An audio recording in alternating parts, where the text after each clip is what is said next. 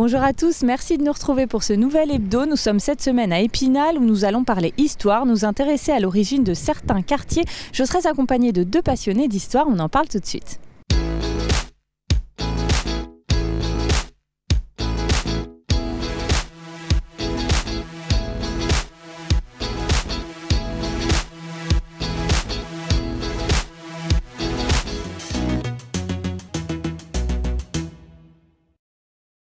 Nous sommes à Épinal, au quartier de la Vierge. Je suis avec Romaric Duchesne, bonjour.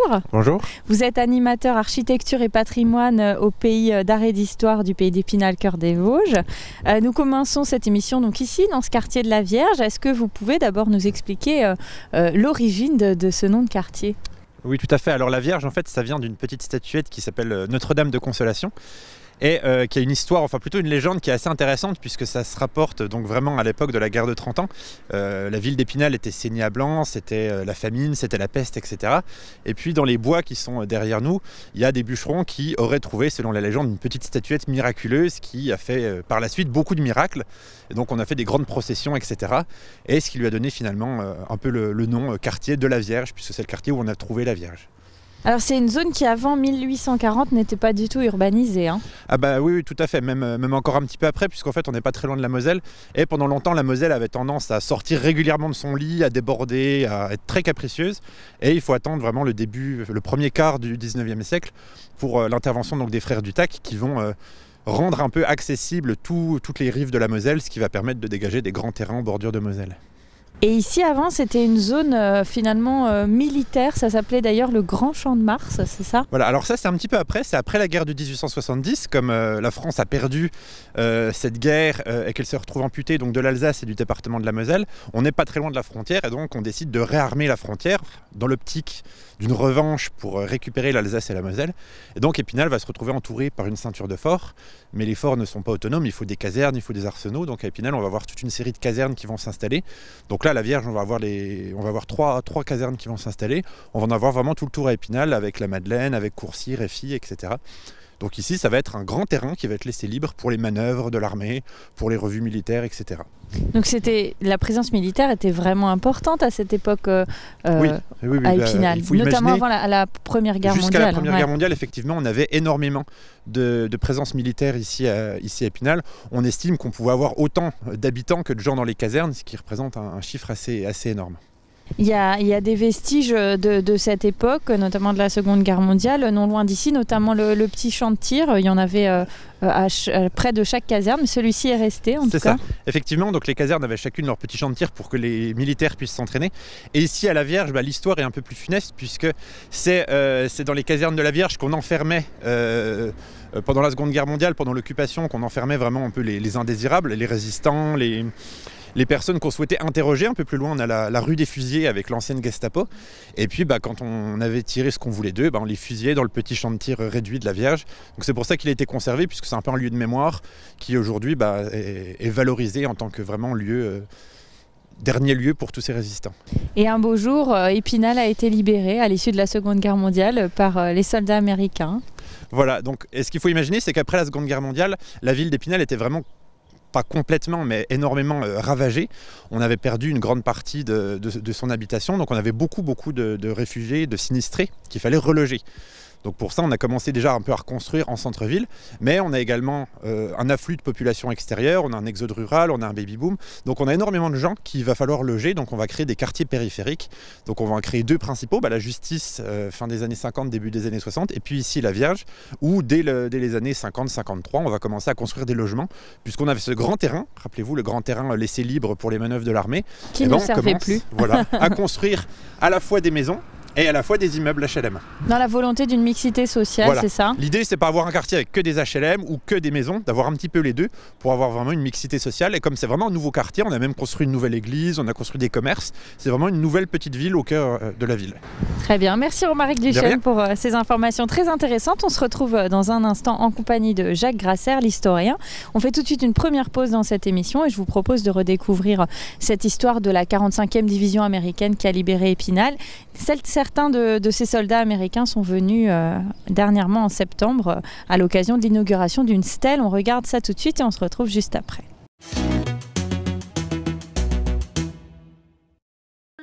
Samedi, Épinal a replongé dans son histoire. Pour le 77e anniversaire de la Libération, la Cité des Images a organisé une cérémonie en mémoire des soldats de la 45e division d'infanterie américaine.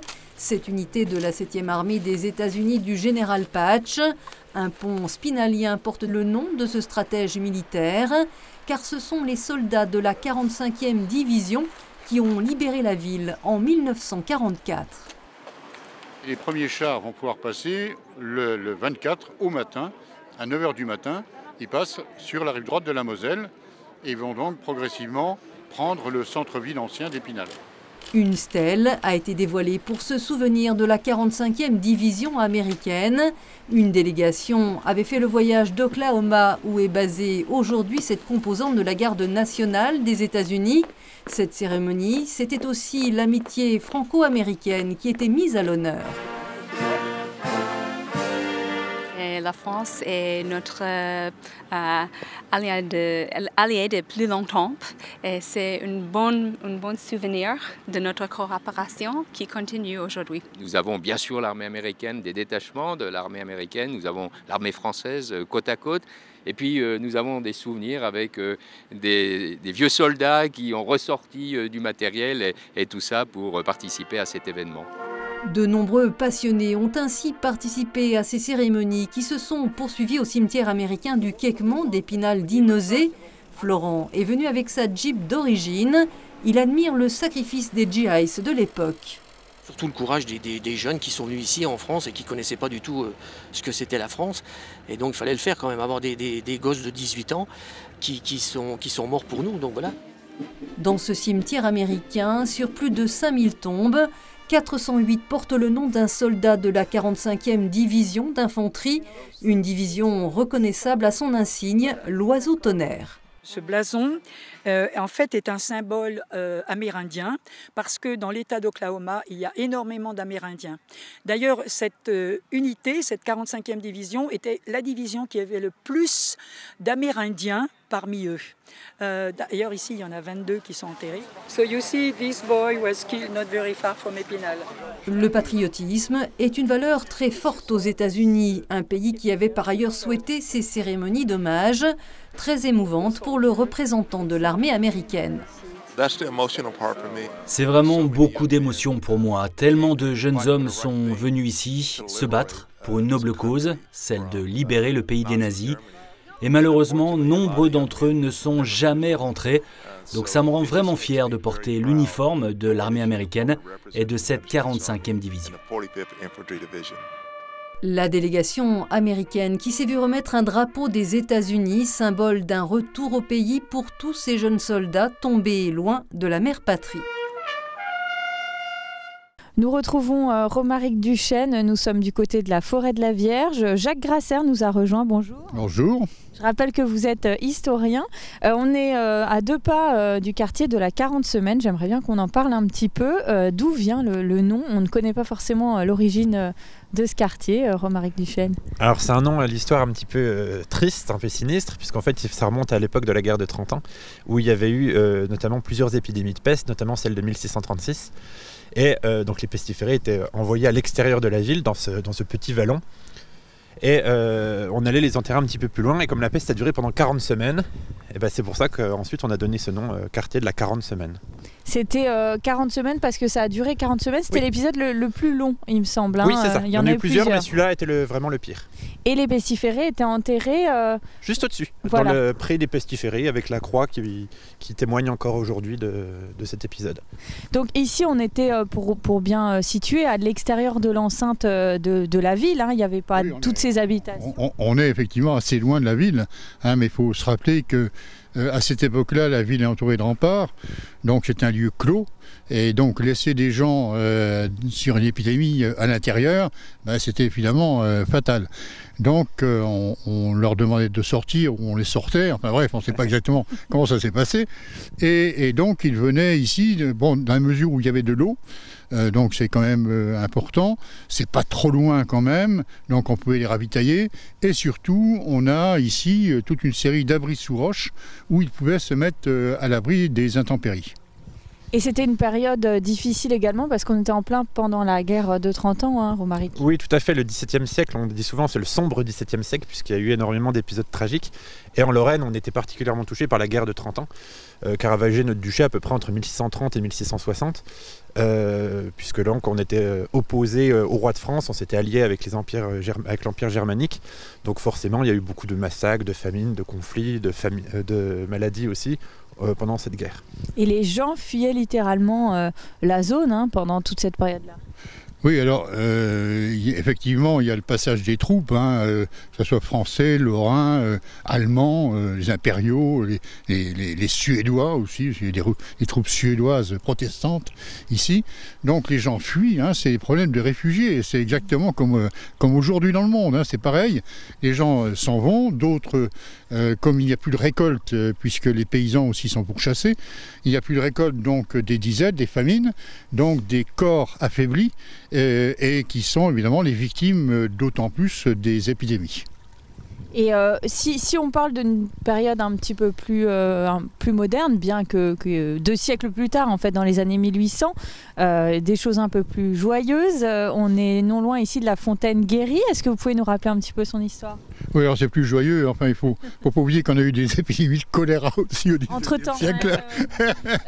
Non, la fontaine Guéry, alors donc dans le vallon où nous sommes, qui est un petit vallon qui est au sud de la 40 semaines, c'est un endroit qui a été aménagé par un bénévole, c'est quelqu'un qui était retraité, qui s'enquiquinait sans doute, et comme c'était un lieu qui était très joli, avec ses abris sous roche, il l'a aménagé avec son fils, donc au milieu du 19e, c'est un nommé Guéry, d'où la fontaine Guéry, pas confondre avec Saint-Goëry, etc. Et il a aménagé tout cela, et la légende veut qu'en creusant un bassin, puisqu'on a un petit ruisseau, en creusant un bassin, il a trouvé une croix en pierre qui était taillée dans le rocher. D'où des fantasmes à partir de là, et ça a été depuis un lieu très prisé encore aujourd'hui par les gens du quartier qui viennent y faire qu'on appelle faire rochotte, c'est-à-dire on peut pique-niquer. Donc ça a toujours été le cas, ça, voilà. C'était un lieu de fête. Un lieu de fête qui est tout près du quartier de la Vierge, du quartier de la 40 semaines. Et puis c'est vrai que c'est très joli. En été, c'est un endroit très calme, en dehors de toute circulation, dans un espèce d'amphithéâtre, dans la forêt. Voilà, quoi de mieux. On prend quelques instruments de musique et hop, on y va. On fait quelques polkas. Ça donne envie. Merci beaucoup à tous les deux. Jacques, on se retrouve dans un instant. Romaric Duchesne, merci d'avoir été avec nous. Avec plaisir. On fait tout de suite une seconde pause dans cette émission. Alors les Vosges, on l'a dit, c'est un territoire d'histoire, parfois une histoire même beaucoup plus ancienne. Tout ce qui est histoire gallo-romaine, notamment dans l'ouest vosgien, du côté de Grand. Je vous propose de regarder ce reportage tiré de nos archives et on se retrouve juste après.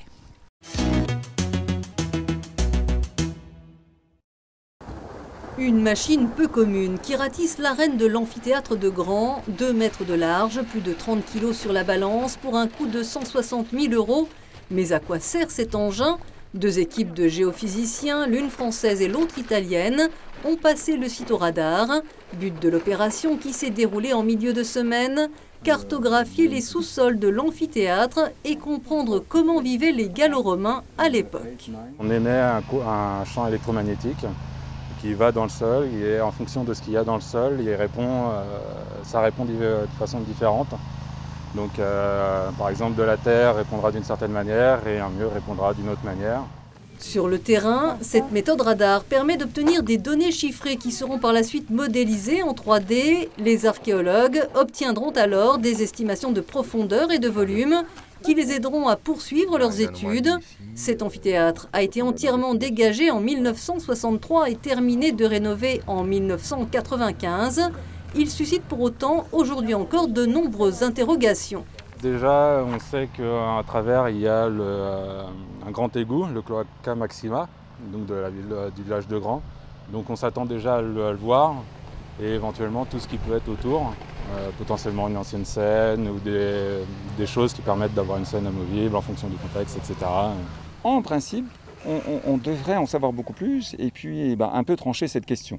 Est-ce qu'il y a réellement des vestiges qui se cachent encore sous l'arène ou est-ce que finalement on a juste cet égout central et c'est tout. Voilà, donc c'est un enjeu pour nous important. Si habituellement, ces archéologues font plutôt de la recherche de terrain et de la découverte d'objets, il était hors de question de creuser au cœur de l'arène de l'amphithéâtre. Il n'y aura donc pas de vestiges physiques. Toutes les recherches que le Conseil départemental des Vosges mène ici ont comme objectif d'être restituées au public et assez rapidement. C'est un petit peu la chance que nous avons ici d'une chaîne opératoire en fait, qui est très courte. C'est un circuit court de l'archéologie. Un circuit court de l'archéologie qui pourrait accroître encore le nombre de visiteurs qui était de 20 000 en 2019. Cet amphithéâtre compte parmi les plus grands du monde romain. Il pouvait accueillir à l'époque jusqu'à 17 000 personnes. Je vous retrouve Jacques Grasser. Nous sommes désormais du côté du quartier du Champ de Tir, toujours à Épinal. Ici, la nature a repris ses droits. On est en pleine forêt. Il y a quelques habitations maintenant, mais ça n'a pas toujours ressemblé à ça. Et non, c'est un endroit, on va dire peut-être pas un quartier, parce que ça fait partie du quartier du Champ-Beauvert, ici. C'est un quartier qui effectivement a beaucoup évolué dans ces 30-40 dernières années. C'était effectivement ici un champ de tir militaire. Il y a encore la plaque d'ailleurs, puisqu'on est sur le chemin du champ de tir, ça s'appelle toujours comme ça. Et donc ça rappelle effectivement ce qui s'est passé pendant, on va dire, presque un siècle, pas tout à fait, on va dire quelques 80 ans à peu près, puisque ce champ de tir militaire pour la garnison d'Épinal a été créé en 1912 par un décret de 1912 qui a aménagé 2 hectares de terrain ici pour que les fantassins puissent s'exercer au tir. Ça ressemblait à quoi alors ici? Alors c'est un fond de vallée, c'est la vallée de Benavo, de l'autre côté de la voie ferrée, donc à l'ouest de la voie ferrée. Et donc c'était un fond de vallée plat. Évidemment, il faut imaginer qu'à 40 ans, il n'y a pas de construction, il n'y a pas de maison. Fond de vallée plat, terminé par un talus aménagé, qu'on appelle une butte de tir. Donc il y avait un local pour conserver les cibles, etc. Et puis il y avait perpendiculaire à l'axe de la vallée, il y avait toute une structure en bois avec une toiture pour que les militaires puissent faire du tir couché, couché ou debout, etc. Et puis à 100 mètres, 150 mètres de là, il y avait ce qu'on appelle la ciblerie.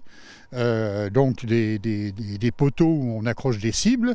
Et puis en dessous, il y a un local ouvert, bétonné, dans lequel les militaires qui ne tirent pas et qui sont chargés de mettre les cibles et les enlever se mettent à l'abri pendant les tirs, puisqu'on tire à balles réelles. C'était un camp d'entraînement en fait. Alors ici, c'est un terrain d'entraînement. Alors il ne faut pas oublier que avant cette période-là, très souvent, les champs de tir, ils étaient dans les casernes, ou à l'extérieur des casernes, mais c'était ce qu'on appelle du tir réduit, donc une quarantaine de mètres, une cinquantaine de mètres maximum. Et puis, il faut ne pas oublier aussi que les armes ont beaucoup évolué entre la guerre de 70 et la guerre de 14, avec des puissances déportées et surtout des armes qui deviennent des armes automatiques, ce qu'on appelle la mitrailleuse par exemple. Et donc on ne peut plus se contenter d'avoir des terrains de tir plus ou moins précaires, petits, quelquefois en pleine nature. L'artillerie par exemple fait des essais en pleine nature autour d'Épinal. On a d'ailleurs des affiches qui appellent la population à faire attention parce qu'il va y avoir des tirs d'artillerie à tel endroit, etc. Alors il y a tout un processus avec ce qu'on appelle des vedettes de tir, à l'époque étaient à cheval, 4e chasseur à cheval, qui allait faire des coups de clairon au moment où les tirs allaient commencer. Voilà. Et vous-même, Jacques, vous avez fait votre service militaire du côté d'Épinal et vous êtes venu ici à cette période-là. Oui, ça ravive des souvenirs aussi. Ça a beaucoup changé. À la fois comme deuxième classe quand j'entrais au service militaire, puis ensuite comme sous-officier, j'ai emmené des jeunes soldats ici pour faire des exercices de tir, effectivement. Et je raconte toujours que quand on est dans la ciblerie, et que ça tire, parce qu'on tirait à la fois au fusil, on peut tirer au pistolet mitrailleur, au pistolet, et puis surtout avec des mitrailleuses légères. Quand on est dedans, c'est là où on se rend compte parfaitement des conditions réelles de la guerre, quand les gens étaient dans les tranchées et qu'ils devaient sortir pour aller monter à l'assaut de la tranchée adverse. Ça tire dans tous les sens, ah c'est oui, ça. Alors là, parce que les balles, vous les entendez arriver. Hein. Et là, vous dites, mais si on me donnait l'ordre de sortir de là pour aller vers l'adversaire, c'est quand même, c'est très impressionnant. Hein, c'est très impressionnant. Et un beau jour, donc ce champ de tir a fermé, notamment quand le centre de tir sur la route de Gérardmer a ouvert. Voilà. Et suite à ça, le secteur s'est complètement métamorphosé. Parce que ça posait quand même beaucoup de problèmes de sécurité. Hein. C'est quand même des forêts d'épinal, il y a beaucoup de promenades, etc. Donc ça pose des problèmes de sécurité, il y avait tout un processus, etc. Et donc l'armée, en reprenant possession du fort des Adelphes vidé de ses munitions, donc il y a une quarantaine d'années de cela, a construit tout un stand de tir couvert qui est juste à côté du fort. Et donc ça a permis de fermer ce champ de tir et ça a permis à l'armée de le vendre, hein, tout simplement. C'est pour ça qu'aujourd'hui on a un véritable lotissement et c'est vrai que des anciens militaires qui étaient au 18e régiment de transmission ou au 170e régiment d'infanterie à Golbet qui venaient tirer ici, s'ils revenaient là, ils seraient quand même surpris de voir le paysage. Parce que alors là, ça a totalement changé, on ne peut plus imaginer ce que c'était à l'époque. Enfin, c'est quand même quelque chose d'assez récent, hein. On n'est pas quand même à la préhistoire. Là. En tout cas, grâce à vous, on revit un petit peu ces moments. Merci beaucoup, Jacques, d'avoir répondu à nos questions. On regarde tout de suite les infos de la semaine.